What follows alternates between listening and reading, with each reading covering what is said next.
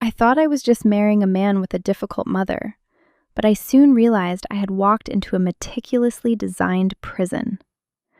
I wasn't just a guest in their home. I was the next piece in a collection of souls he was never meant to leave. They say that when you marry a man, you marry his family. But nobody tells you that some families are a closed loop, a suffocating circular trap designed to keep you on the outside looking in. For 3 years, I played the role of the supportive wife, the peacemaker, and the woman who looked the other way every time my mother-in-law, Diane, crossed a line. I thought I was building a foundation. I didn't realize I was just laying the bricks for my own prison cell. Mark wasn't a bad man, not at his core. He was soft. He was raised in the shadow of a woman who viewed his independence as a personal betrayal. Whenever we had a disagreement, Diane was there within the hour, arriving unannounced with a casserole dish in one hand and a thinly veiled critique of my housekeeping in the other. If Mark and I argued about finances, she was the one auditing our bank statements. If we argued about our future, she was the one mapping out where we were actually going to live, which unsurprisingly was always 5 minutes from her front door. I tried to set boundaries. I suggested we move across the state, just for a fresh start, a chance to breathe. Mark looked at me like I'd asked him to renounce his citizenship. "She's all alone, Sarah," he'd say, his voice thick with a guilt that I knew she had manufactured for him decades ago. "I'm the only person she has." The breaking point didn't happen with a bang, but with a piece of paper. It was a Saturday morning, and I found a legal document on the kitchen counter, a deed of trust for a house. It wasn't the house we were saving for. It was a renovation project in Diane's neighborhood, purchased in Mark's name, using the savings we had earmarked for our own home. When I confronted him, he didn't even look up from his coffee. He told me that the plan had changed because Diane needed someone closer to help manage her medical issues. Issues, I might add, that only ever seemed to flare up whenever Mark and I made plans to go on vacation. I stood there in that kitchen, the morning sunlight hitting the dust motes dancing in the air, and realized I had been living in a ghost marriage. I was just a guest in a life that belonged to his mother. I told him he had to choose. I told him that I was done being the silent partner in a 3-person marriage. I gave him 24 hours to decide if he was going to be a husband or a permanent extension of his mother's ego. He didn't speak to me for the rest of the day. He didn't sleep in our bed that night either.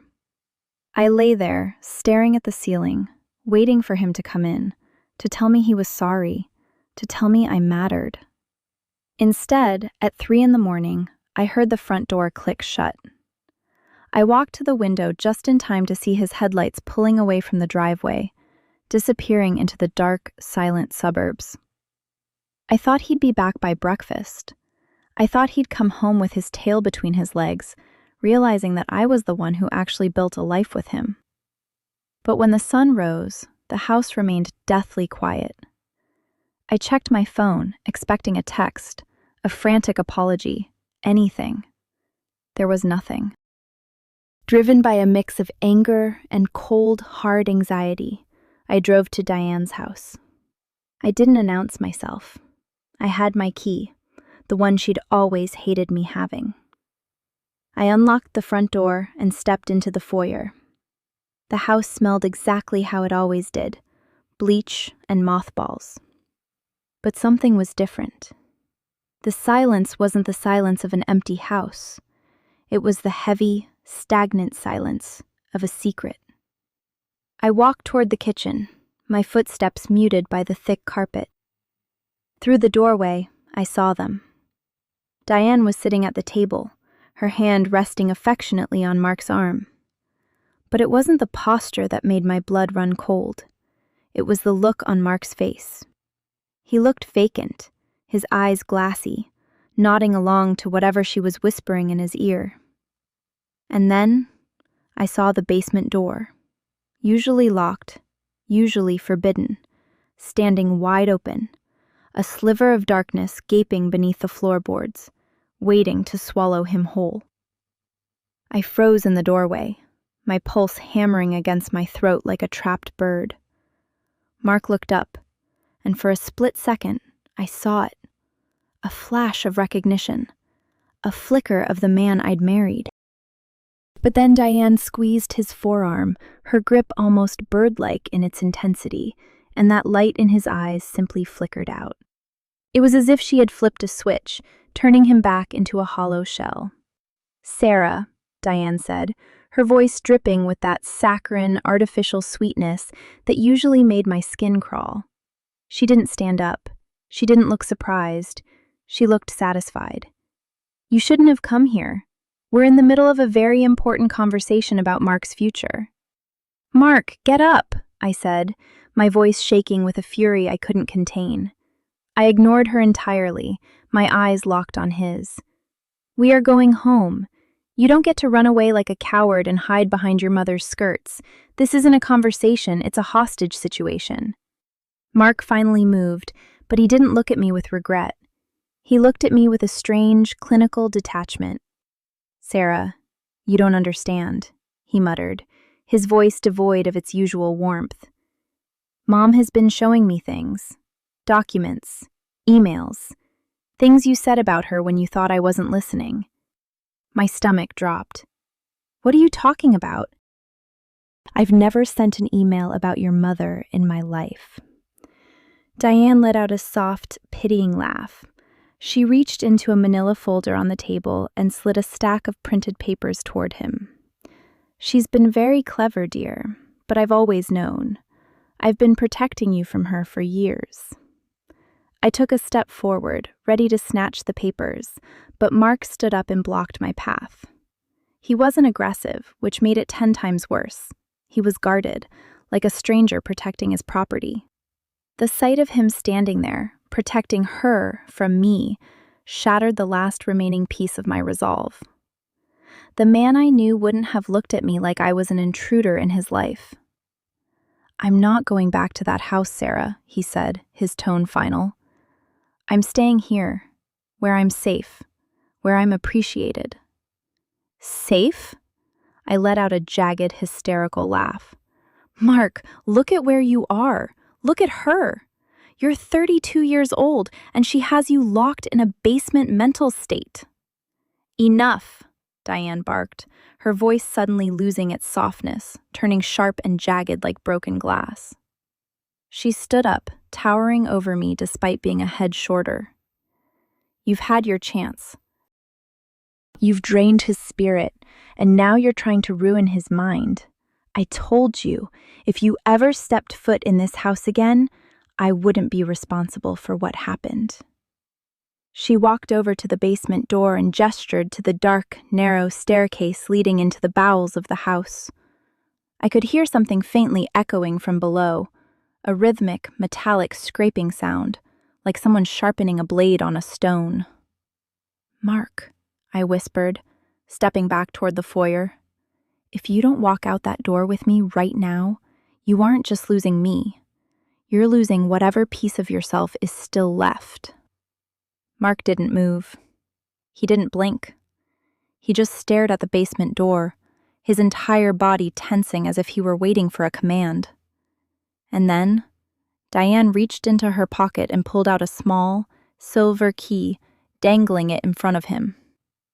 "Show her, Mark," Diane whispered. "Show her why you're never leaving the basement again."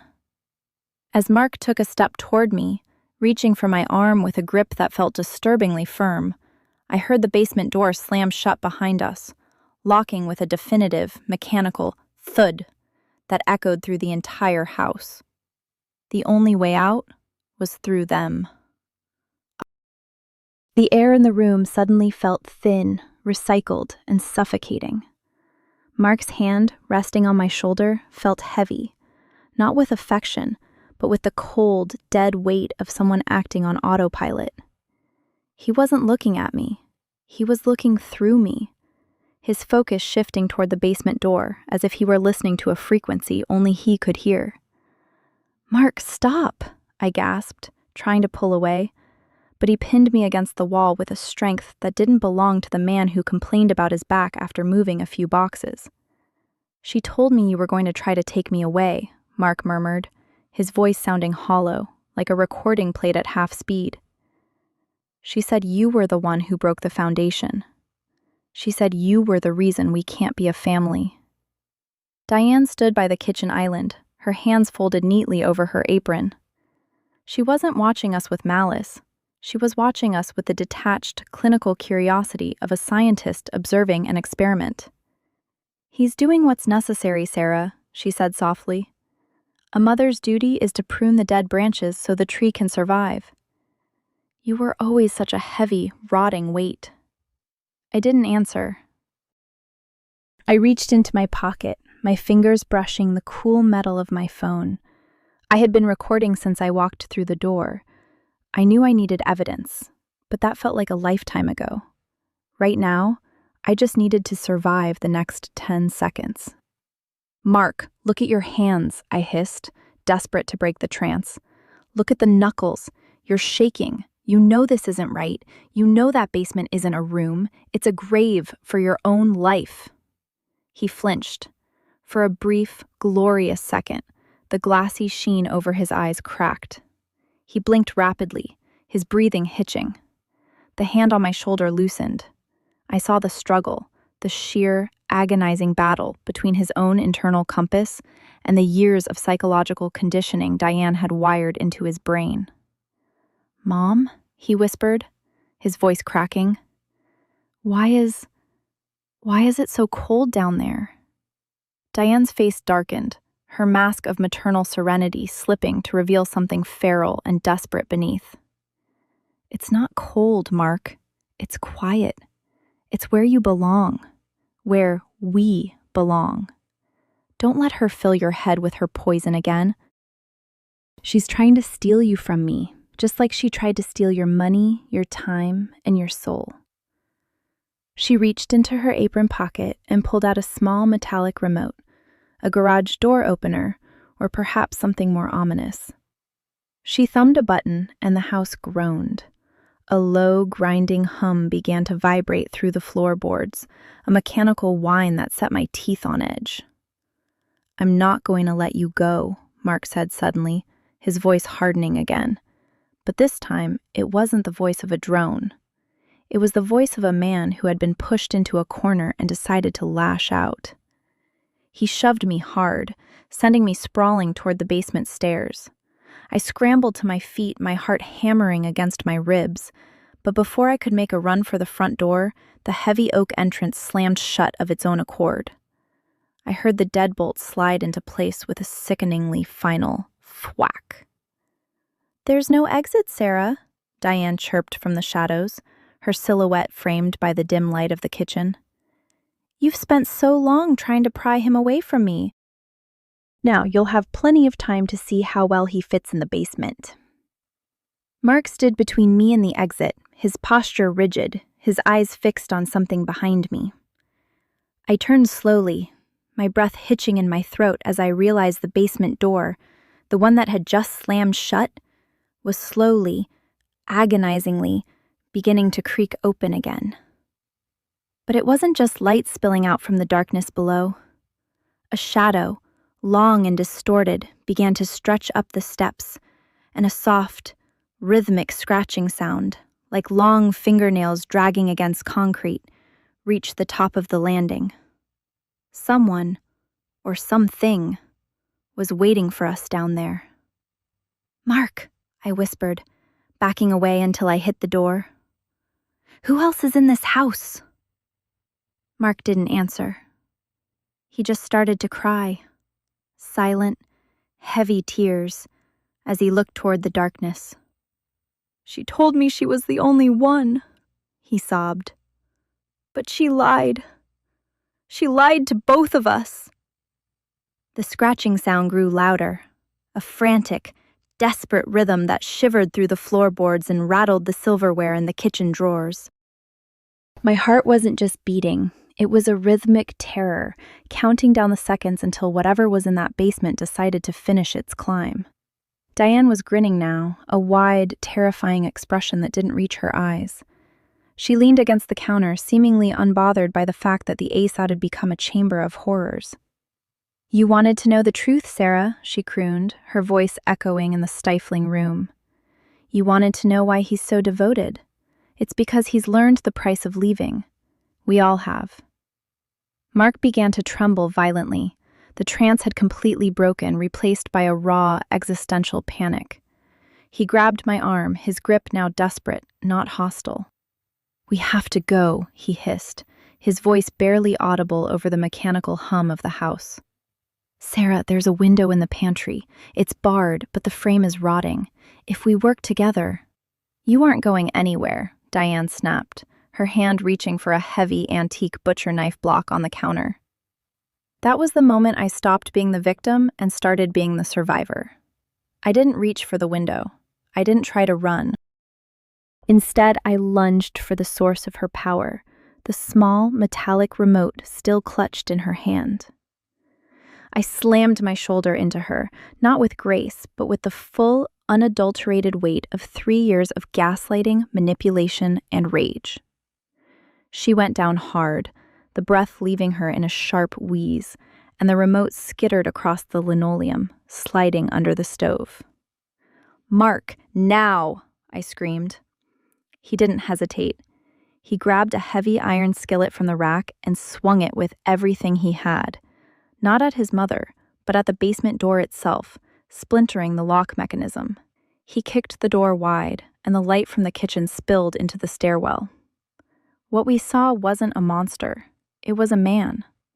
He was gaunt, his skin paper-thin, his hair long and matted, wearing clothes that had gone out of style a decade ago.